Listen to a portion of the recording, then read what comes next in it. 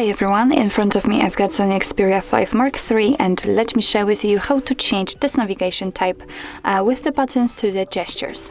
So first of all, let's enter the settings, and here we have to scroll down to the very bottom and tap on System.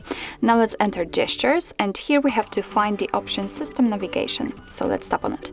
And as you can see, right now we've got 3-button navigation option applied, and in order to change it to the gestures, simply tap on this option here. And as you can see here, we've got obviously the animation which will show us how to use those gestures. Of course, I'll show you also.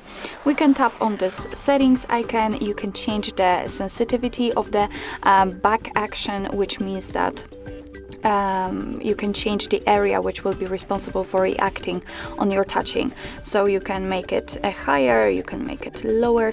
It's really up to you. I will make it higher. So okay, so let's focus. Let me show you how to use those gestures. So first of all, if you'd like to get back to previous settings, the previous menu, all you have to do is to simply swipe your finger from the edge and from the left or right edge to the center. So just like that. And as you can see, it's quite easy. We can go back to previous page.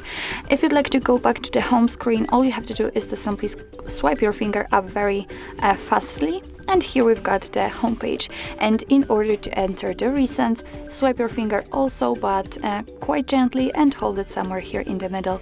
And as you can see here, we've got the recent. So actually this is it. This is how to change the system navigation type in your SONY Xperia 5 Mark III. Thank you so much for watching. I hope that this video was helpful, and if it was, please hit the subscribe button and leave the thumbs up.